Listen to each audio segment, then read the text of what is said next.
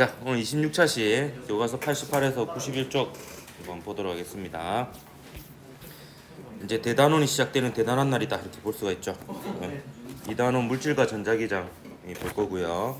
역시 중단원이 시작되니까 중요한 날이다 이렇게 볼 수가 있습니다. 물질의 전기적 특성이라고 해가지고 이제 전기장과 전기력에 대한 내용이 주를 이루는 단원이 되겠습니다.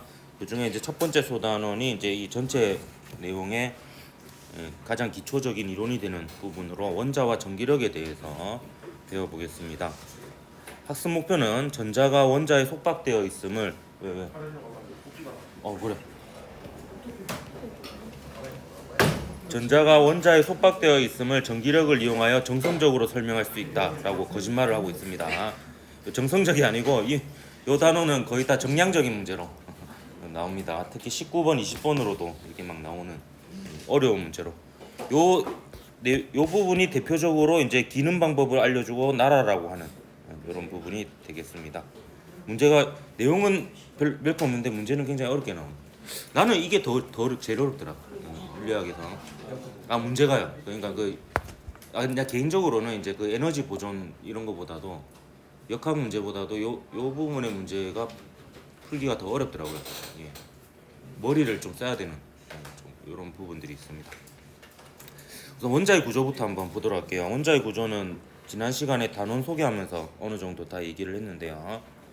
러더퍼드가 발견한 거죠. 중심에 양성자와 중성자로 이루어져 있으며 원자 질량이 대부분을 차지하는 게 원자 핵입니다. 원자 질량의 대부분을 차지하는 이유가 그 양성자나 중성자 한 개의 질량이 전자의 한 2000배 정도 되기 때문에 보통 원자의 질량 얘기할 때 전자는 무시하는 경우가 많거든요. 반면에 음전하를 띠면서 질량과 크기가 매우 작은 게 전자죠. 그래서 중심에 원자핵이 있고 대부분이 비어 있는 공간이고 전자가 원자핵 주위를 돌고 있는 이런 걸 이제 대략 상상하면 되겠습니다. 지난 시간에 이제 설명해줬죠. 원자핵의 지름이 10의 -15승 정도 되는데 그 우리 학교에 농구공이 원자핵이라고 하면 저희 장생포항 너머에 먼지 한 톨이 이제 전자라고 이렇게 얘기를 했었습니다. 대부분은 비어 있죠. 농담할 게 있었는데 까먹은 것 같습니다. 다 넘어갈게요. 다음에 생각나면 얘기할게요. 물체의 대전에 대해서 한번 얘기해 보도록 하겠습니다. 이 물체의 대전은 뭐냐하면 그 원자의 구성을 보면 플러스 전하를 띠는 원자핵이 있고요. 그다음에 마이너스 전하를 띠는 전자가 있는데 그 양성자 한 개하고 전자 한 개의 전하량의 크기가 같고요. 부호가 반대입니다. 근데 이제 양성자의 수하고 전자의 수가 맞아 떨어지면 겉으로 봤을 때는 전하를 띠지 않는 상태가 되는데 양성자가 조금 더 많거나 전자가 조금 더 많으면 플러스 혹은 마이너스 전하를 띠게 됩니다. 근데 그렇게 하는 방법 중에 하나가 이 물체의 대전이 있습니다. 서울, 대구, 부산 아니고 대전. 미안하다. 참았어야 되는데. 서로 다른 물체를 문지르면요, 이 마찰이 일어나게 되면서 마찰열이 발생하게 됩니다. 그러면 예를 들어서 빨대하고 휴지를 이렇게 막 문지르면 빨대를 이루는 원자와 이 휴지를 이루는 원자가 있을 텐데 그 표면에 있는 원자들의 이제 열 에너지가 생기면서 요 표면에 있는 원자들의 제일 바깥쪽에 있는 전자들이 열 에너지를 받아서 순간적으로 자유로운 상태, 원자에게 구속으로부터 벗어나는 상태가 될 수 있습니다. 그러면 그 전자가 이렇게 왔다 갔다 할 수 있는데 이렇게 하다가 보면 이제 좀 더 전자를 잘 당기는 쪽이 있어요. 그쪽으로 전자가 점차 이제 조금 이동하기 시작을 합니다. 그래서 계속 마찰을 하면 나중에는 이제 어느 한쪽은 전자를 빼앗겨서 전자가 부족한 상태가 되고 어느 한쪽은 전자가 과잉이 되어서 전자가 이제 양성자보다 더 많은 그런 상태가 됩니다. 그러면 이제 전자가 양성자보다 더 많으면 음전하로 대전이 되는 거고 전자가 양성자보다 부족한 부분은 양전하로 대전이 됩니다. 그러면 이 둘 사이에 이제 당기는 힘, 인력이 작용하게 되는데 그 전하를 가진 입자들 사이에 작용하는 힘에 대한 법칙이 요 쿨롱 법칙이다라고 볼 수가 있습니다. 그 쿨롱 법칙 중에서도 여러분이 배우는 거는 그냥 점전화 사이의 전기력에 대해서만 배우게 되겠고요. 가장 기본이 되는 게 두 전화 사이의 전기력에 대해서 이제 배우게 되겠습니다. 두 점전화가 있다고 칩시다. 이 점전화는 실제로는 존재하지 않는 전화인데요. 근데 전자가 거의 대표적인 점전화라고 얼추 볼 수가 있습니다. 이 점전화는 이제 그 무시무시한 녀석인데요. 크기를 무시합니다. 예, 위치만 있고요. 비웃네. 웃겨. 내가 웃겨. 안 웃겨? 이런 게 이제 대표적인 군대식 갈굼입니다. 예. 3년 뒤에 경험하게 될 거고요. 얼마 안 남았다 이제. 예, 이래도 저래도 안 되는 상황에서 대처 방법에 대해서 알려줄까요? 최대한 곤란한 표정을 지으면 됩니다. 어쩔 줄 몰라면서 이제 곤란한 표정, 그걸 원하는 거예요.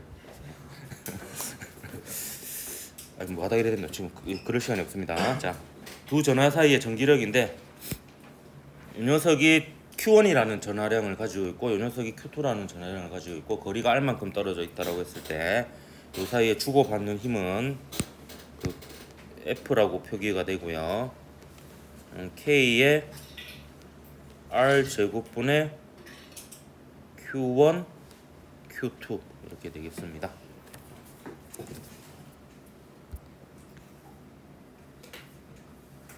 요 K는 그 쿨롱 상수입니다. 쿨롱 상수. 상수가 얼마인지는 외울 필요는 없습니다.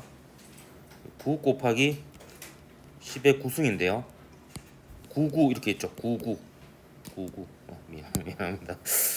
외울 필요 없다 했는데. 예, 여기 단위는 얘가 결국에는 곱해가지고 힘이 되잖아요.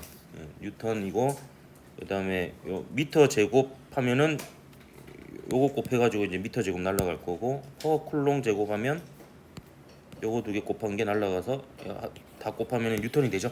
예, 이렇게 이제 단위가 되는 겁니다. 그렇게 저는 외웠습니다. 이게 Q가 9처럼 보이니까 9 곱하기 10의 9수 99 굉장히 크죠. 90억입니다. 그래서 그 1쿨롱짜리 두 개가 1m 떨어져 있으면 90억 뉴턴 작용하는 거고요. 10 나누면 9억이죠. 그럼 9억 킬로그램에 해당하는 무게가 되는 거니까 쿨롱이라는 단위는 굉장히 큰 단위입니다. 그래서 실제로 우리가 실생활에 있는 전하량을 다룰 때에는 밀리쿨롱, 마이크로쿨롱, 피코쿨롱 이런 걸 다룹니다. 10의 마이너스 6승, 10의 마이너스 12승, 9승 뭐 이런 거. 어쨌든 전기력에 대한 공식을 보면요. 요 K는 쿨롱 상수니까 항상 양수고요. 그다음 R의 제곱은 제곱이니까 양수입니다. 근데 Q1, Q2는 이제 전하량인데요. 이 전하량은 이제 플러스도 있고 마이너스도 있어요. 그래서 이제 플러스 하면은 곱하면 플러스고 마이너스 곱하면 플러스죠. 근데 플러스 마이너스 이렇게 곱하면은 마이너스가 됩니다. 그래서 같은 부호의 전하 길이는 청력이 작용하기 때문에 F가 플러스일 때 이제 청력이 작용한다 이렇게 볼 수가 있겠고요. 배척하다 할 때 그 척자 청력이라고 하기도 하고 미는 힘이라고 하기도 하는데 아직까지 둘 다 쓰입니다. 교과서는 미는 힘이라고 되어 있고요. 그 모의고사에는 미는 힘이라고도 나오고 청력이라고도 나옵니다. 그다음에 서로 다른 부호끼리 곱하면은 F가 마이너스가 돼 버리죠. 그런 경우에 이제 인력을 뜻하는 거고요. 당길 인자를 씁니다. 그래서 당기는 힘 혹은 인력이라고 얘기를 하죠. 그래서 중력에 대한 식을 쓸 때 그 마이너스를 앞에 붙이게 돼요. 인력이라는 의미로.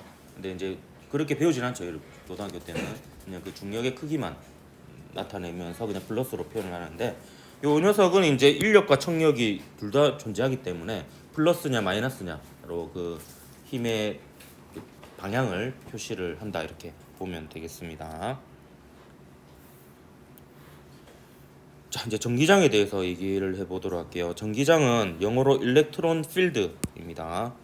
그래서 그 첫 글자를 타서 대문자 2로 많이 표기를 하고요. 여기 전기장은 전기력이 작용하는 공간의 특성인데 우선 그 정의를 내리고 설명을 좀 하도록 할게요. 일단 전기장은 전기력과 관련이 있기 때문에 크기도 있고 방향도 있습니다. 일단 그 방향은 양전하가 받는, 왠지 양전하는 빨간색인 것 같아가지고 제가 빨간색으로 쓰는데요. 전하는 색깔이 없습니다. 양전하가 받는 전기력의 방향. 그러니까 어떤 지점의 전기장의 방향을 알고 싶다 하면은 양전하 아무거나 거기다 갖다 놓아 보면 됩니다. 그럼 그 양전하가 받는 힘의 방향이 그 지점에서의 전기장의 방향이다. 이렇게 볼 수가 있겠습니다. 거꾸로 음전하를 놓으면 이제 전기장과 반대 방향으로 힘을 받게 되어 있습니다. 그 세기는 전기장이 2인 곳에 전하량 Q를 놓으면 F라는 힘을 받게 되는데요. 이때 이 셋 사이의 관계는 E는 Q분의 F. 그래서 전기장을 단위 전하당 받는 전기력 이렇게 정의하기도 합니다. 1쿨롱당 받는 전기력. 그래서 단위는 공용이죠. 뉴턴 퍼 쿨롱 NC. 야구를 잘 모르는구나. NC 다이노스 있죠.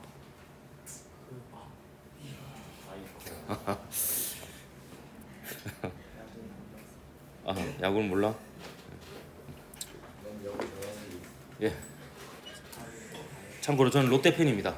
이게 약간 모태 신앙과 같아가지고. 너무 느낌 없는데요. 예, 집이 사직동. 너무 느낌인데. 너무 느낌 있다고. 그래서 어떤 반에 가니까 롯데 본 날은 갔다 오고 이렇게 얘기를 하더라고. 그래서 내가 대답을 했죠. 롯데 본 날은 어체부터 없었다고. 계속 겨울이죠. 예. 저는 다시 떨어질 걸 알고 있었습니다. 예. 이상하게 성적이 초반에 좋았어. 뭐 하다 그랬노? NC 얘기하다. NC 다이노스 울산으로 오면 내가 갈아탈라 그랬는데 창원 씨랑 싸우다 화해를 하더라고. 끝까지 싸웠어야 되는데 울산이 꼬시고 있었거든요. 창원 씨랑 관계 안 좋을 때 우리한테 혼나고 이렇게 꼬셨는데 나중에 이제 쓸데없이 화해를 하는 바람에 뭐 하다 이래 됐노? 예, NC 하다가 뉴턴 버클러 이렇게 됐습니다. 자, 그럼 이렇습니다. 자, 잘 들어보세요. 얘가 양전하예요, 양전하. 그럼 양전하 얘를 탁 놨다고 칩시다. 얘는 다 없다라고 치세요. 그럼 얘가 탁 놓이는 순간 전하 주위에는 전기장이 만들어집니다. 전기장이. 그럼 요 지점에도 전기장이 있겠죠? 그럼 요 지점에 플러스 전하를 갖다 놔봐요. 그럼 얘가 플러스니까 서로 미는 힘이 작용하죠. 얘가 오른쪽으로 힘을 받을 겁니다. 그러면 요 지점에서 요 전하가 만드는 전기장은 오른쪽 방향이다. 이렇게 얘기를 할 수가 있는 겁니다. 자, 반면에 이제 요만큼이 없다라고 치고요. 얘만 있다라고 칩시다. 음전하를 갖다 놨어요. 그럼 얘 주위에도 전기장이 형성이 됩니다. 그럼 얘가 만드는 전기장을 알고 싶어서 여기에 플러스 전하를 갖다 놨어요. 그러면 요 사이에 어떤 힘이 작용합니까? 당기는 힘이 작용하죠. 그러니까 얘는 왼쪽으로 힘을 받을 거예요. 그러면 이제 이 지점에서 얘가 만드는 전기장은 왼쪽 방향이다. 이렇게 얘기를 할 수가 있는 겁니다. 요딴 식이에요. 근데 전기장이 굉장히 어렵지만 여러분이 물리학원에서 배우는 전기장은 딱 하나입니다. 점전하 주위의 전기장. 요것만 이제 알고 있으면 되는데요. 전하량이 Q인, Q는 양수이고요. 양전하 주위의 전기장은 전기력선으로 나타낼 수 있고요. 전기력선은 이제 패러데이가 고안한 전기장을 이제 시각화하는 방법입니다. 그래서 전기력선은 요 양전하로부터 쭉 나오고요. 요 전기력선의 접선 방향이 그 지점에서의 전기장 방향이 되고요. 그 전기력선이 얼마나 밀도 있냐, 촘촘하냐가 그 밀도가 전기장의 크기가 되는데요. 그래서 여기서부터 거리 R만큼 떨어진 이 지점에서의 전기장은 여러분 대학교에 가게 되면 그 적분을 이용해서 가우스 법칙이라는 것을 통해서 이거를 식을 유도하는데요. 그 과정은 이제 고등학교에서 당연히 안 하겠지. 그래서 그 결과는 이렇게 됩니다. 아까 그 쿨롱 힘 전기력하고 식이 비슷합니다. K의 R 제곱분의 Q 이렇게 되겠습니다.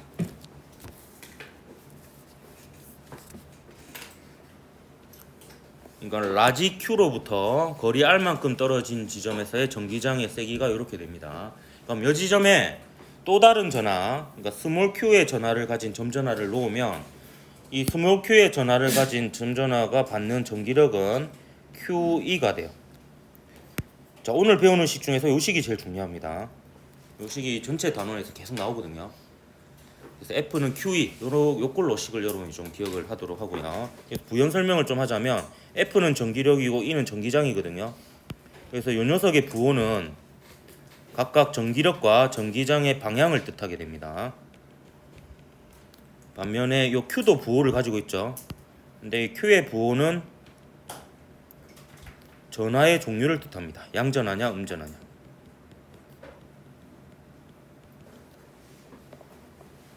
근데 신기하게도 F하고 E는 크기와 방향을 가지는 벡터고요. 얘는 스칼라입니다. 스칼라인데 부호가 있습니다. 종류가 두 종류가 있어가지고.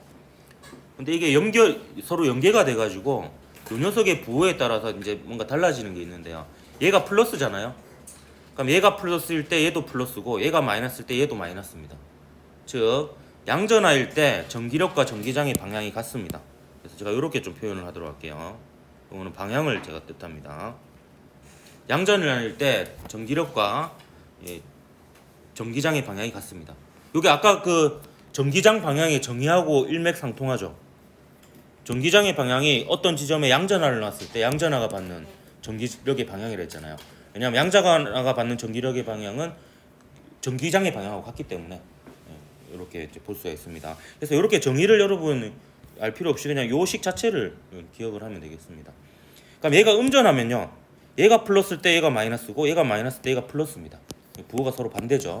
그래서 음전할 때는 전기력과 전기장의 방향이 서로 반대이다. 이렇게 볼 수가 있겠습니다. 자, 그리고 자 보세요. 여기서 요 E 있죠, E. 이 녀석을 여기다 집어넣어봐요. 여기다 집어넣으면 결국에 쿨롱 힘이 되죠. 전기는. K의 R 제곱분의 스몰 q 곱하기 라지 q. 스몰 q와 라지 q가 거리 r만큼 떨어졌을 때 주고받는 전기력의 크기가 됩니다. 근데 뭐 여러 가지 이유에 있어서 그 전자기적 현상에서는 전기력과 자기력으로 설명하는 것보다 전기장과 자기장으로 설명하는 게 더 효율적인 경우가 많아가지고 전기력보다는 사실 전기장의 개념을 더 많이 쓰는 편인데 고등학교에서는 전기장보다 전기력에 대해서 많이 물어봅니다. 근데 전기장도 알아두면 그 관련된 문제를 푸는데 도움이 되기 때문에 이것도 같이 좀 알아두도록 하겠습니다. 자, 이제 기는 방법을 가르쳐줬고요. 날아가 봅시다. 아 뜨거! 따끈따끈한 작년 문제죠.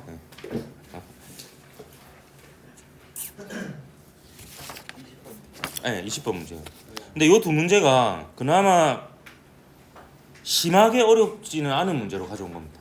이거보다 더 심한 게 있어요. 문제들이.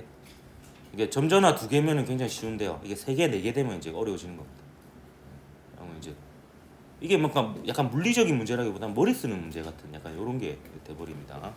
제가 싫어하지만 제가 풀 문제는 아니기 때문에 출제될 수도 있다는 거. 아마 중간고사는 여기서 이제 그 갈리지 않을까 약간 이런 느낌이 드는데요. 요 문제만 유독 어렵고 나머지는 좀 풀만해요. 보면 어쨌든 한번 같이 풀어봅시다. 같이 풀어보면 풀이를 들어보면 좀 풀만한데라는 이제 착각에 빠져들게 되는데요. 2022년 6월 고3 모의평가 20번 문제 보도록 하겠습니다. 그림과 같이 x축상의 점전화 AB를 각각 x = 0, x = 3D에 고정한다. 그 다음에 양전하인 점전화 P를 x축상에 옮기며 고정할 때 x = D에 고정했을 때 요 지점입니다. 요 지점에 고정했을 때 P에 작용하는 전기력의 방향이 플러스 x 방향이래요. 여기에 했을 때 요 방향으로 요 힘을 받는다 라는 게 일단 조건이 하나 있습니다. 그 다음에요, x가 3d보다 클 때, 그러니까 요 지점에 P를 놓을 때요, 전기력의 방향이 바뀌는 위치가 있습니다. 자, 요 조건 제가 줄을 꺼 볼게요. 전기력의 방향이 바뀌는 위치가 있다. 요걸 제가 1번 조건이라고 하겠습니다. 요걸로부터 알 수 있는 게 두 가지 사실이 있습니다. 자, 전기장의 방향이 바뀐다라는 것은 전기장의 부호가 바뀌는 곳이라고 볼 수 있어요. 그럼 이 전기장은 이제 연속적인 함수로 이루어져 있거든요. 그럼 전기장의 부호가 바뀐다라는 것은 다르게 얘기하면 전기장이 0인 지점이 있느냐라는 라는 게 됩니다. 전기장이 0인 지점을 기점으로 왼쪽과 오른쪽의 부호가 달라지는 거예요. 그럼 자 보세요. 여기에 전기장이 0인 지점이 있다라는 뜻이에요. 그러면 이걸로부터 뭘 할 수 있냐면 얘가 P에 작용하는 전기력하고 얘가 P에 작용하는 전기력이 크기가 같고 방향이 반대인 지점이 존재한다라는 겁니다. 그러면 최소한 요 녀석과 요 녀석 중에 하나는 요 P를 잡아당겨야 되고요. 하나는 P를 밀어야 됩니다. 그러면 요 1번 조건 중에서 하나로 A하고 B는 부호가 어떻다? 부호가 서로 반대라는 것을 하나 알 수 있습니다. 하나가 플러스면 하나가 마이너스가 되는 거예요. 또 하나, 얘가 P에 작용하는 전기력하고 얘가 P에 작용하는 전기력이 같은 지점이 존재를 해요. 근데 B랑 더 가깝죠? B랑 더 가깝기 때문에 얘가 가까움에도 불구하고 멀리 있는 녀석이 대등하게 전기력이 작용하려면 전하량이 더 커야 됩니다. 그래서 전하량의 크기는 A, B 중에서 누가 더 크다? A가 더 크다라는 것을 알 수가 있습니다. 자, 그러면 다시 앞선 조건을 다시 보도록 하겠습니다. P를 x 이꼴 D에 넣었을 때 전기력의 방향이 플러스 x 방향이에요. 자, 그러면 자 A, B는 서로 부호가 반대이기 때문에 플러스 마이너스이거나 마이너스 플러스이거나 이 둘 중에 하나거든요. 그죠? 그러면 여기에 양전하인 P를 넣었을 때 오른쪽으로 힘을 받았어요. 그러면 플러스 마이너스 마이너스 플러스 중에 어떤 조합이어야 되는 겁니까? 예, 플러스 마이너스여야지 되는 겁니다. 이런 식으로 계속 논리적으로 이게 조건에 따라서 역추적해서 찾아가는 수밖에 없습니다. 그래서 요 두 번째 조건으로부터 이걸 두 번째 조건이라고 할까요? 얘가 플러스고 얘가 마이너스라는 것을 알 수가 있습니다. 그러면 거의 대부분이 일단 해결이 됩니다. A는 양전하이고 맞죠? 그다음에 전하량의 크기는 A가 B보다 크죠? 자, 그다음에 디귿입니다. X가 0보다 작은 위치에서 P에 작용하는 전기력의 방향이 바뀌는 위치가 있다 했는데 아까 다시 얘기했지만 전기력의 방향이 바뀌는 위치라는 것은 그리고 전기장이 0인 지점, 전기력이 0인 지점이 존재한다라는 뜻인데 요 X보다 작은 지점은요 A하고 가깝고 B하고 멀어요. 근데 A하고 가까운데 A가 B보다 전하량까지 크기까지 해요. 일단 요 영역은 무조건 A가 P에 작용하는 힘이 B가 P에 작용하는 힘보다 클 수밖에 없습니다. A가 더 가깝기도 하고 전하량도 더 크고 하기 때문에 절대 A가 P에 작용하는 힘보다 B가 P에 작용하는 힘이 같거나 클 수 있는 지점이 없습니다. 얘가 완전히 다 지배하는 공간이다. 이렇게 볼 수가 있겠습니다. 따라서 디귿도 틀려서 1번이 답이었던 문제였습니다. 이 정도면 뭐 20번 치고 이게 약간 좀 착한 20번이었다 이렇게 볼 수가 있는 거죠. 자, 2020년 11월 수능 이제 19번 문제 한번 같이 풀어보도록 할게요. 그림 가와 같이 x축상에 점전하 A, B, C를 같은 간격으로 고정시켰더니 양전하 A에 작용하는 전기력이 0이 되었어요. 뭐 수전증 있다고 누가? 갑자기 왜? 자, 이걸 1번 조건이라고 합시다. 이걸로부터 또 알 수 있는 게 있습니다. 두 가지 정도 알 수 있게 되는데요. 양전하 A에 작용하는 전기력이 0인데 요 사이에 좀 간격이 같죠? 같기 때문에 일단 얘가 얘에 작용하는 전기력하고 얘가 작용하는 전기력이 같아야 되잖아요. 그럼 거리가 1대 4니까 그 거리의 제곱의 비가 거리가 1대 2니까 거리의 제곱의 비가 1대 4가 됩니다. 그러면 전하량의 비도 1대 4가 되면 1은 1로 나누고 4는 4로 나눠서 같은 값이 되는 거죠. 전기력이. 방금 한 말 이해됐습니까? 전기력이 거리의 제곱에 반비례하고 두 전하량의 곱에 비례하잖아요.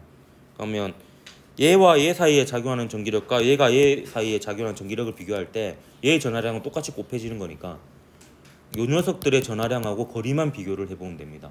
그러면 거리가 1대 2니까 R 제곱은 1대 4가 되고요. 그러면 요 녀석들의 전하량의 비도 1대 4가 되면 전기력의 크기가 같게 되는 거예요. 그래서 요 조건으로부터 전하량의 비가 1대 4 그러니까 Q랑 4Q라는 걸 알 수 있고요. 그 다음에 요 두 녀석의 부호는 반대여야 됩니다. 그래야지 B하고 C 중에 하나는 A를 잡아당기고 하나는 밀어서 전기력이 0이 될 수가 있는 거죠. 그래서 요 1번 조건으로부터 이제 이러한 사실을 알 수가 있습니다. 그림 나와 같이 가의 C를 마이너스 X 방향으로 옮겨 고정시켰더니 B에 작용하는 전기력이 0이 되었어요. 자, 요거는 2번 조건이라고 합시다. 그럼 얘가 옮기더라도 얘의 전하량은 Q고 얘의 전하량은 4Q라는 거는 변함이 없죠. 변함이 없는데 요렇게 되었을 때 B에 작용하는 전기력이 0이 되었어요. 그럼 자 보면 B하고 C는 두 가지 중에 하나입니다. 플러스 마이너스이거나 마이너스 플러스이거나 이 둘 중에 하나죠. 근데 이 상황에서 B에 작용하는 전기력이 0이 되려면요. 요거는 조합이 될 수가 없어요.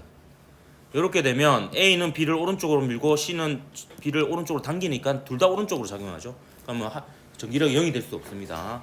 따라서 어떻게 될 수밖에 없다? 마이너스 플러스 이렇게 될 수밖에 없습니다. 그리고 또 하나 이 상황에서 B에 작용하는 전기력이 0이 되었다 했잖아요. 그럼 A하고 C 중에서 C가 더 가깝잖아요. 그럼에도 불구하고 C가 B에 작용하는 전기력과 A가 B에 작용하는 전기력이 크게 같아야 돼요. 그 말은 얘의 전하량이 C의 전하량이 4Q보다 어떻다? 4Q보다 크다라는 것을 알 수가 있습니다. 그래서 이 문제를 읽는 과정에서 이 정도까지 일단 알 수가 있습니다. 그리고 관련된 걸 물어보겠죠. C는 양전하이다 맞죠? 여차저차 해가지고 양전하라는 걸 알아냈죠. 그다음 이건 전하량의 크기는 B가 우리가 Q라고 뒀고요. 그다음 A는 4Q보다 커요. 그럼 Q는 4Q보다 큰 거보다 작죠? 그렇기 때문에 이건 틀렸고요. 그다음 디귿 봅시다. 디귿이 조금 어려웠었는데 가에서 자 그럼 여기 일단 아는 건 다 적어놓읍시다. 이게 지금 마이너스고 플러스죠. 이 상태에서 얘는 또 4Q보다 크고요. 이 상태입니다. 자 가에서 C에 작용하는 전기력의 방향 물어봤어요. C에 작용하는 전기력의 방향. 그럼 이때는 뭘 생각을 하면 되냐면 C에 작용하는 전기력이 0인 것과 비교를 해보면 돼요. 자 C에 작용하는 전기력이 0인 경우는 얘가 얘를 잡아당기고 얘가 얘를 미니까 얘가 Q고 얘가 4Q일 때 C에 작용하는 전기력이 0이에요. 근데 그때 비해서 요 녀석의 전하량이 더 크죠. 그러니까 전기력이 0인 상황보다 요 녀석의 전하량이 더 큽니다. 그러면 얘가 얘를 왼쪽으로 잡아당기는 것보다 얘가 얘를 오른쪽으로 미는 힘이 더 크다라고 볼 수가 있는 거죠. 그렇기 때문에 C에 작용하는 전기력의 방향은 오른쪽 방향 플러스 X 방향이라고 볼 수가 있습니다. 1번이 답이니까 일단 여기까지 하도록 합시다.